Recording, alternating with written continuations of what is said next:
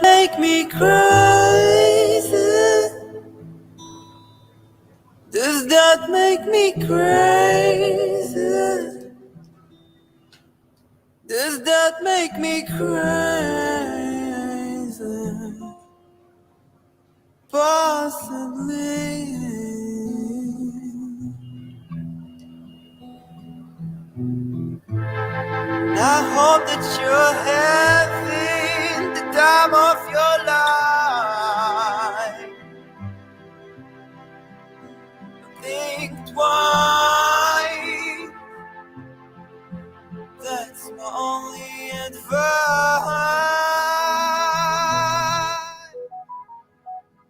Oh, who do you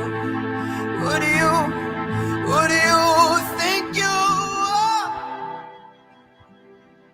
Oh, bless your soul. You think you're in control?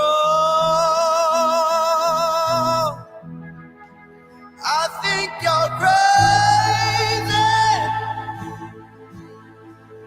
I think you're crazy. I think you're crazy. Just like me.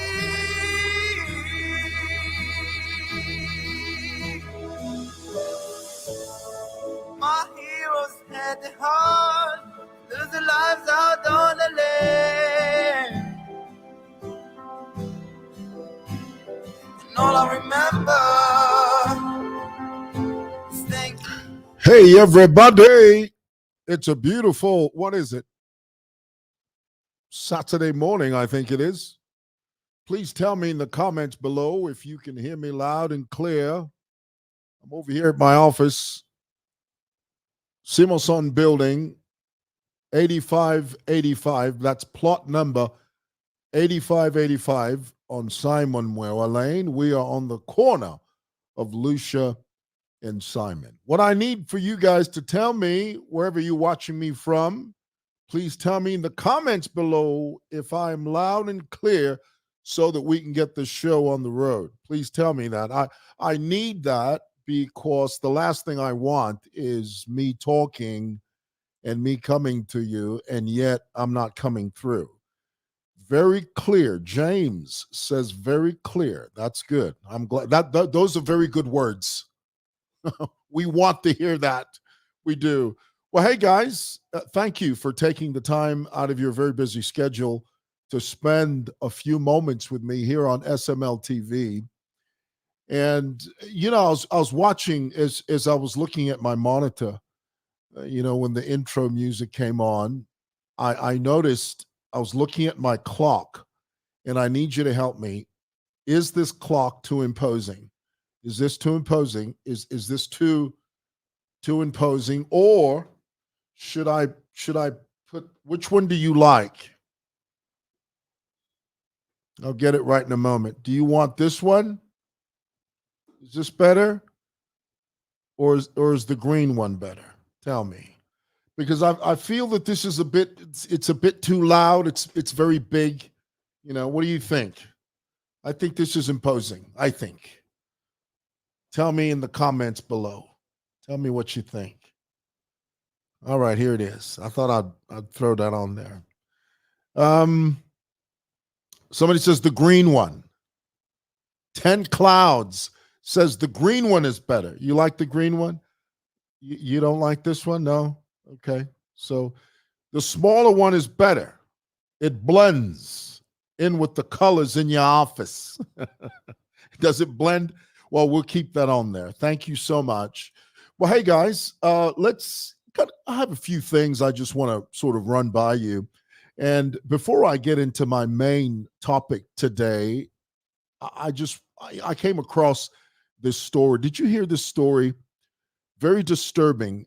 Over there in the northwestern province, a 15-year-old girl from Ikelengi Primary School. This is in the northwestern province. She recently wrote her grade 9 exams, and in anticipation of her results, she asked her uncle if she could, because now you can check your results on text. All you need is a phone, and you check on your phone. And the message came back, and it showed on there that she only passed 3 exams and she failed the rest. And upon learning this information, she went out into the bush. She found a tree somewhere, and she hung herself, and she died. And I tell you, this is the saddest thing that you could ever come across, because at 15 years old, you just wish somebody could scream and say, honey, it's not the end of the world. Especially at 15. Now, of course, it all depends on the messaging that the child has been receiving at home, because, that also plays a very, very important role. I was talking to a counselor that deals with substance abuse, children that are going through difficult times, and kids that abuse alcohol, and kids that are battling depression. And I asked her, I said, what is the number one challenge that you find, or what is the common denominator you see that runs through all these kids that you deal with? She said, parenting. She said, the number one issue is parenting. First of all, our parents these days don't know how to parent. They have a very authoritarian approach to things. They say, if you don't do this, this is going to happen, which, to some degree, you need that, I think. And I speak as a parent. I have 4 children. I've raised 4 grown children now. But her point was, parenting is the most challenging area for children. And if you are in a home that gives your children the message that if they fail, then there's no hope beyond the failure. If they fail, all the doors in the world close. If they fail, they are less than human. If they fail, society will look away and not want anything to do with them. Failure is horrible, but it's not the end of the world. And the messaging, especially from parents, the messaging has to be balanced. And I can only imagine, we don't know the facts, but I can only imagine that this child probably was in that environment that said, look, this is do or die. If this doesn't happen, it's the end for you. What is ever the end at 15 years old? You tell me. What is so bad at 15 years old that conveys to a child that this is the end? It's anything but the end. If you are listening to this broadcast now, whoever you are, and you're 15, 16, 17, and you have experienced failure, you didn't do well in the exams, honey, young man, young lady, it's not the end of the world. There is hope beyond failure. You must understand that. Some of the greatest people in the world have failed, and failed royally. Get it out of your mind that if you failed your grade 9 exams, and then the whole world closes. The world doesn't close. There are new opportunities that you can try again. If you didn't do right the first time, do right the second time. If you don't do it right on the second time, do it right the third time. Don't end your life. Don't check out and say this is the end. You're 15 years old. You've got your whole life ahead of you, and it's bright. Know that.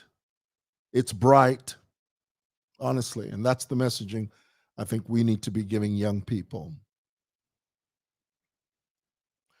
All righty. I want to talk to you about this issue that,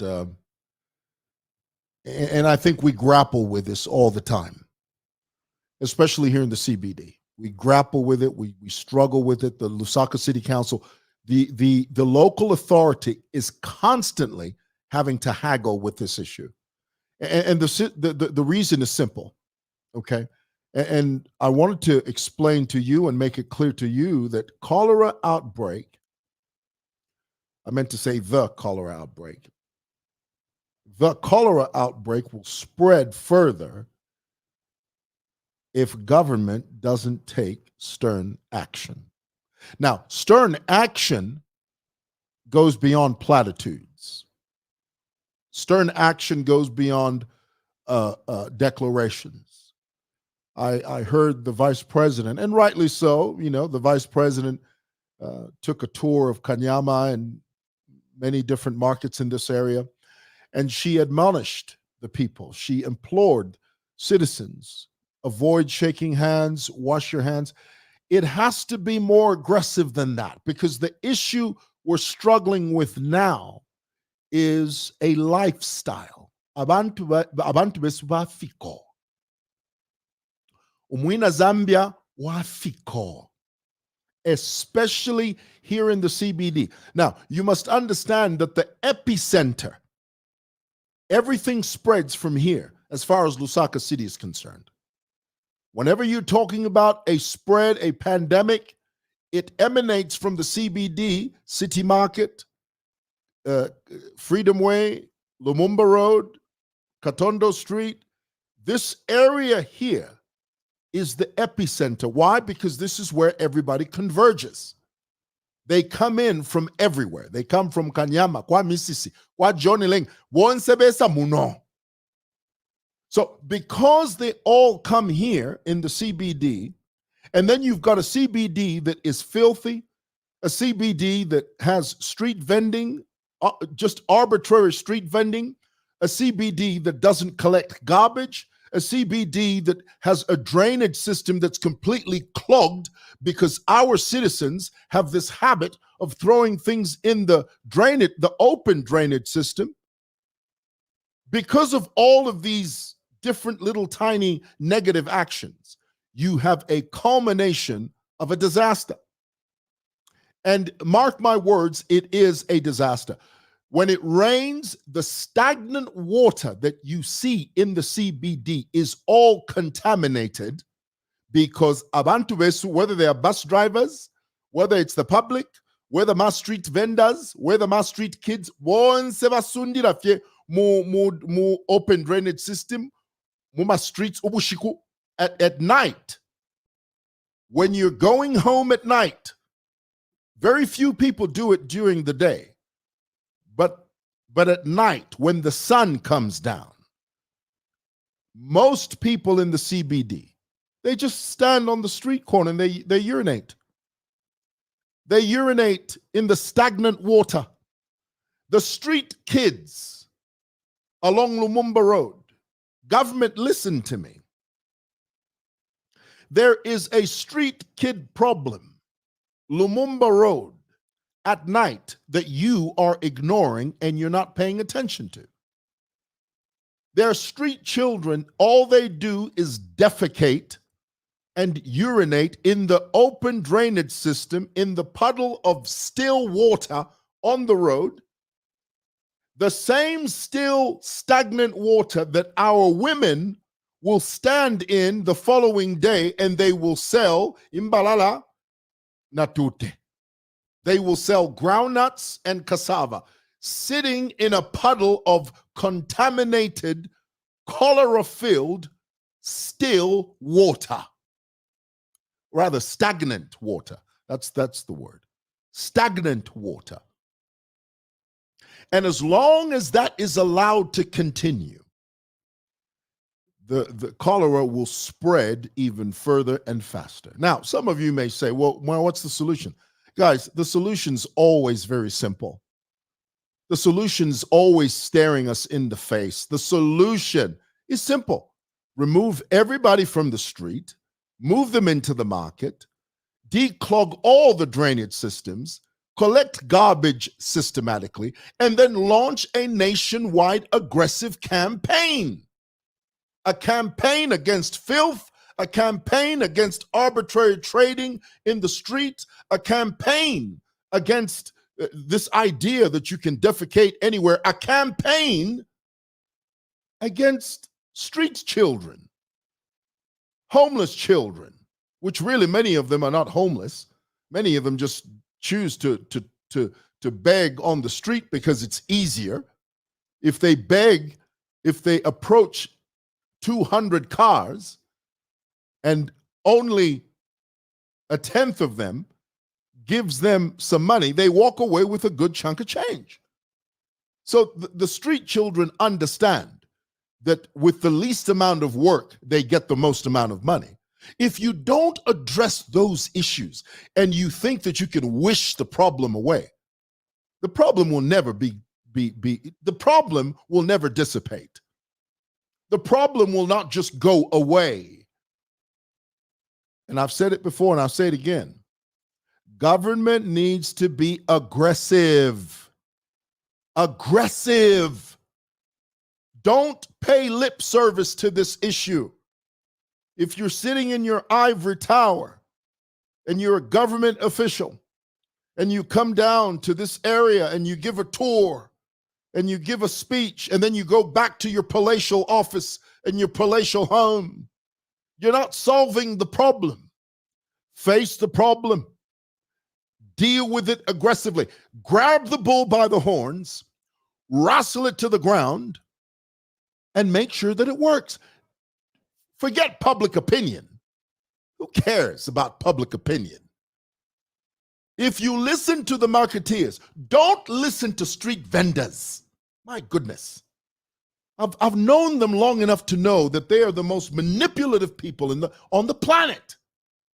Don't listen to anyone that says things like, no, don't you street market. Market. No, market woofy. You're lying through your teeth and the truth is not in you. The mayor of Lusaka made it very, very clear. She said, every area, every community has markets. Utilize them. Not everybody has to come into town. When you are in China, what is the purpose of you going from China coming here? Utilize the structures and the edifices there. When you are in Roma, utilize the markets there. Decentralize. Don't concentrate on Lumumba Road, Lusaka CBD. That's nonsense. And again, I have to tell you, this problem is not going to go away with lip service. You can't wish this problem away. What it requires is government sitting down, approaching it with the seriousness that it deserves, and taking stern, firm action. That's what makes the difference. But as long as you keep looking at the numbers, no, cholera 10, 35 people cholera, 57 people cholera. Yeah, you keep going that way. Very soon, there'll be 10,000 people that have cholera in this city. And then you're going to start running around like headless chickens. Oh, yeah, I think abantu bafula iteni ba ame iteni ba chite bafumye abantu street wangwangu. Why? Why should it be like that? Why can't you have foresight? Why can't you read the writing on the wall? We've been down this road before. 2017. The army came through here, removed all the street vendors. Why? Because there was an outbreak of cholera. And here it is now, we're sitting down, twiddling our thumbs, singing Kumbaya, tiptoeing through the tulips, and holding hands like this is utopia. There's no time for that. Be aggressive. Make aggressive, firm, stern decisions. And you have to make those decisions now. Don't wait. Don't kick the can down the road. It's called procrastination. And the more you procrastinate, local government, the worse it becomes. Mark my words, this is going to be a problem. This is going to be a problem if you don't address it aggressively. All right.